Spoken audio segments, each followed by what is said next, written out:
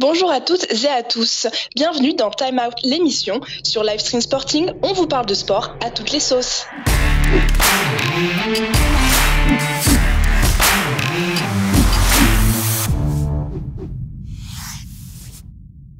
On se retrouve aujourd'hui avec Pierre, joueur de football américain en Italie au Simone Milano. Salut Pierre. Bonsoir. Comment tu vas ? Très bien, merci, très bien. Ouais, c'est pas trop compliqué le confinement pour toi ? Si, mais j'ai la chance d'être rentré en France parce que je l'ai commencé en Italie et c'est vrai que dans un pays qui est pas le mien, c'était un peu plus compliqué d'aborder ça en étant aussi loin de ma famille, etc. Donc là, je suis rentré depuis 3 semaines et je le vis mieux ici que je le vivais là-bas. Ouais, donc tu es en Italie parce que tu as eu un contrat en janvier avec l'équipe Simone de Milano. Comment ça s'est passé pour ce contrat ? Ça s'est bien passé, ils m'ont contacté en fin d'année l'année dernière pour me proposer d'aller jouer à Milan pour le championnat italien et la Coupe d'Europe. Donc j'ai tout de suite accepté. L'Italie, c'était un pays dans lequel je voulais vivre et une équipe pour laquelle je voulais jouer depuis longtemps. Milan, c'est les champions en titre, 3 ans d'affilée, etc. Donc c'est une des meilleures équipes en Europe également. Donc j'ai pas hésité, j'ai tout de suite dit oui pour y aller. Je suis arrivé en février là-bas. Et c'est vrai qu'on a eu 1 mois et demi, 2 mois de préparation, enfin même un peu moins de 2 mois, avant qu'on nous mette en quarantaine. En fait, on devait commencer le championnat début mars. Et c'est vrai que 3 jours avant, ils ont annulé le match pour ces raisons-là, pour ces raisons sanitaires. Et 10 jours plus tard, on a eu le confinement avec la quarantaine qu'on connaît. Italie, France, c'est pareil. Les lois sont les mêmes. Donc voilà. Ouais, donc c'est compliqué, t'as pas fait de saison du tout, aucun match depuis janvier. Non, simplement les entraînements, une petite rencontre amicale avec une équipe de la région de Milan, mais c'était rien de sérieux, c'était plus un entraînement en commun. Et on devait vraiment commencer dans le vif 3 jours avant qu'on nous annule tout ça. La saison devait finir début juillet. Dans un premier temps, ils ont parlé de la reporter jusque fin juillet. Et en fait, en repoussant continuellement, ça devenait de plus en plus compliqué et maintenant c'est impossible d'avoir une saison cette année en Italie. Et du coup, avant d'arriver en Italie, tu as fait beaucoup de clubs. Est-ce que tu peux nous expliquer un peu ton parcours ? Alors, je vais commencer par le début du coup. J'ai commencé à Vannes, en Bretagne, chez les Mariners. Une petite équipe, assez confidentielle, très familiale. J'ai eu la chance ensuite d'aller au Pôle Espoir, donc au Pôle du Mans, entraîné par Charles Pavio. C'est vrai que là, je passais d'un entraînement, 2 entraînements par semaine à Vannes à un entraînement tous les soirs au Mans, en plus de jouer pour l'équipe du Mans. Donc rapidement, les joueurs qui ont pu passer par ces sections, que ce soit celle de Talence, que ce soit celle de Cannes, je crois qu'il y en avait une à Toulon, pardon, pas Cannes, ou celle d'Amiens, tous les joueurs qui sont passés par là ont eu la chance d'avoir des très bons coachs et une structure et les moyens de pratiquer et de s'entraîner plus que n'importe où ailleurs en France. Donc suite à ça, j'ai été au Canada, j'étais à Thetford Mines au Cégep, et ensuite j'étais à McGill, j'étais là la off-season, donc j'ai pas joué de match, j'ai pas fait de saison, et je suis retourné en France en 2013. J'ai joué pour les Black Panthers de Thonon-les-Bains, on a gagné le championnat de France et on a fini dans les demi-finales du championnat d'Europe. Et après, suite à ça, j'ai vraiment commencé, enfin, entre guillemets, ma carrière professionnelle en étant payé à travers l'Europe. J'ai fait une petite parenthèse en France, en D3 avec Valence, parce que j'étais employé du club, donc je m'occupais de toutes les sections, de U16, en passant par les féminines jusqu'à senior, ainsi que le développement de l'activité football américain auprès des écoles de la ville, les écoles primaires, les écoles maternelles. Et ensuite, j'étais en Finlande. J'ai fait 2 ans en Finlande. Ensuite, l'Allemagne. Après l'Allemagne, j'ai voulu aller jouer en Turquie. Donc, ça a été un peu compliqué. C'était l'année dernière. Je me suis blessé en Turquie et j'ai pas pu finir la saison. Donc c'était une grosse déception de ma part parce que la Turquie, c'était un pays magnifique dans lequel j'aimais vraiment vivre et l'équipe pour laquelle je jouais était très bonne aussi. Ensuite, en récupérant de cette blessure, le championnat danois m'a proposé, enfin l'équipe de Copenhague dans le championnat danois m'a proposé d'aller jouer chez eux, parce que leur saison finit plus tard que n'importe où ailleurs en Europe, comme l'Allemagne, ça finit en octobre.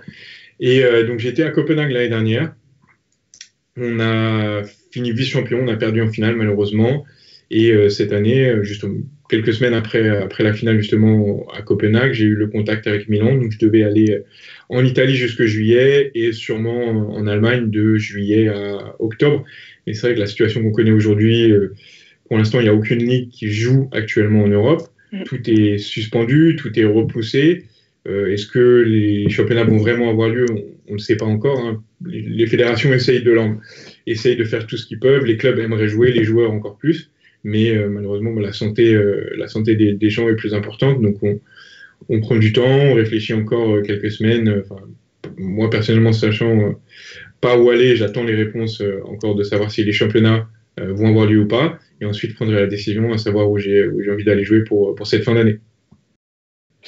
Et après avoir fait tous ces pays, est-ce que tu vois des différences majeures entre les championnats? Ouais, il y en a certaines sur la structure des équipes. La réussite sportive, selon moi, est intimement liée en fait à la structure des équipes, la structure de la ligue également. C'est très clairement l'Allemagne qui domine au niveau des clubs en Europe à l'heure actuelle, parce que ils ont un gros investissement des fonds privés dans les équipes, ce qui leur permet d'avoir des meilleures infrastructures, d'avoir des meilleurs coachs. La culture du football est également plus importante en Allemagne. Hein. C'est un pays également où il y a plus de population, donc c'est potentiellement plus de joueurs qui viendraient jouer. Ils ont aussi peu de rugby, un peu de handball. Enfin, ils n'ont pas tant que ça de sport de contact, ce qui fait qu'il y a beaucoup de jeunes qui commencent par le football américain dans leur carrière sportive, ou en tout cas dans leur découverte du sport. La Finlande était une ligue très structurée. L'Italie, j'étais assez surpris. Bon, c'est assez disparate au niveau entre les clubs en première division, mais la gestion au niveau de la ligue et au niveau de la fédération est très très bonne. La communication est excellente, mais également ce qui a été retransmis au niveau des clubs, c'est très bien aussi. La France est pas loin derrière la Finlande, derrière l'Italie. Au niveau de jeu, on est très bon aussi. On est champion d'Europe en titre. Donc on n'a pas à rougir par rapport à ça. Je dirais que c'est plus au niveau de la structuration de la ligue au complet, que ce soit de la première division jusqu'au régional. Et si on devait mettre l'accent sur la division élite, il y a encore un petit peu de travail à faire pour attraper un pays comme l'Allemagne. Je pense qu'on n'est pas loin de ce qui se fait en Italie et de ce qui se fait en Finlande également. Et tu penses revenir jouer en France? C'est pas un objectif que j'ai tout de suite.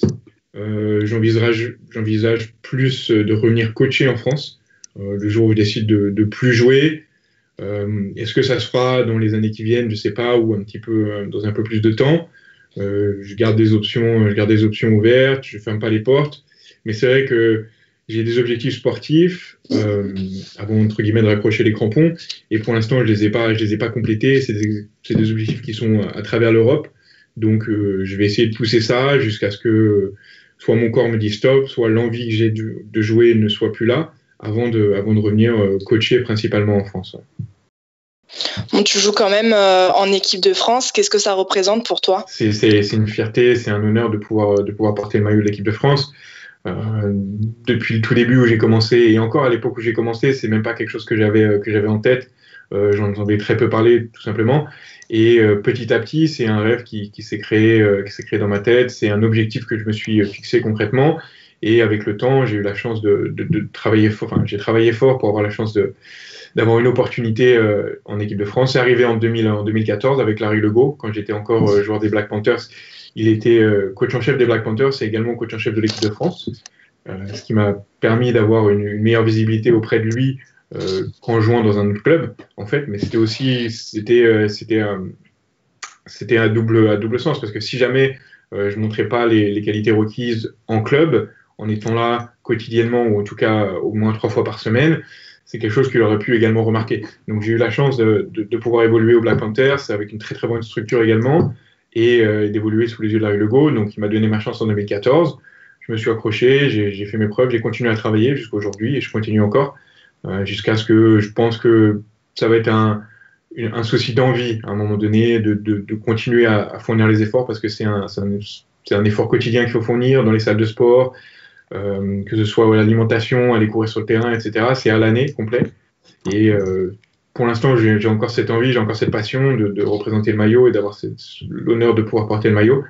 Est-ce que je l'aurai encore dans quelques années? Je ne sais pas. C'est pas quelque chose, en tout cas, que je projette tout de suite d'arrêter l'équipe de France. Et là aussi, la compétition, elle est chamboulée pour l'équipe de France.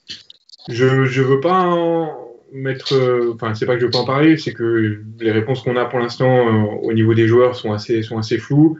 Les décisions des fédérations sont pas prises. Je sais que les fédérations du nord de l'Europe, comme la Suède et la Finlande en particulier, puisque c'est les deux autres équipes avec l'Italie et la France qui sont qualifiées pour le Final Four, pour les demi-finales de la Coupe d'Europe, pardon, souhaitent jouer. La Finlande et la Suède souhaitent jouer éventuellement en août ou alors reporter éventuellement aux 2 matchs en fin d'année, peut-être octobre, novembre ou novembre, décembre peut-être. Ils vont aussi avoir les contraintes météorologiques dans le nord de l'Europe, mais ils souhaitent jouer.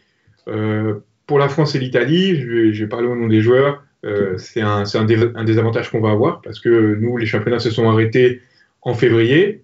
En Italie, ils n'ont tout simplement pas commencé. Donc c'est un gros problème parce que les Finlandais et les Suédois vont être en plein milieu de la saison ou alors en fin de saison quand ces rencontres vont avoir lieu. Donc ils auront une saison complète à jouer ensemble, en tout cas s'ils jouent dans le même club, à s'être entraînés, à s'être tenus en forme physiquement. Donc c'est un gros avantage qu'ils vont avoir. Si du jour au lendemain, l'équipe de France doit se réunir pour un camp de 3 jours avec 2 pratiques par jour, ça veut dire 6 pratiques, avant d'enchaîner sur un match, je ne peux pas garantir du niveau. Les joueurs vont donner tout ce qu'ils ont, tout ce qu'ils peuvent, bien sûr.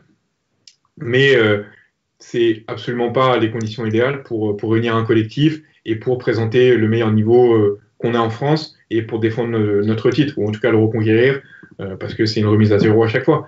Et les Italiens sont dans la même situation. Ils étaient très contents de pouvoir jouer contre la France. On devait aller jouer à Milan le 2 août. Tout était bien organisé. Malheureusement, on ne sait même pas si on va pouvoir avoir la rencontre en Italie par rapport aux législations que les Italiens et que le gouvernement italien va avoir. Et est-ce que des joueurs français qui ne se sont pas entraînés ont envie de se déplacer en Italie, sachant que c'est un pays qui est quand même encore à risque aujourd'hui, est-ce qu'on va pouvoir avoir le droit tout simplement de passer les frontières également? Tout ça, c'est à prendre en compte. Je ne vais pas prendre la décision, ça sera au niveau de la Fédé, mais si les joueurs ont un mot à dire, je pense qu'ils souhaiteraient reporter ça à un moment donné, à un moment où ils auront toute leur capacité physique et ils auront pu s'entraîner avant convenablement pour pouvoir jouer à leur meilleur. Eh ben, super, merci beaucoup Pierre et on te souhaite bon courage pour la suite et que le sport reprenne bientôt. De rien, merci beaucoup. Merci. Merci de nous avoir suivis, c'était Time Out l'émission. On se retrouve prochainement avec un nouvel invité. À très vite.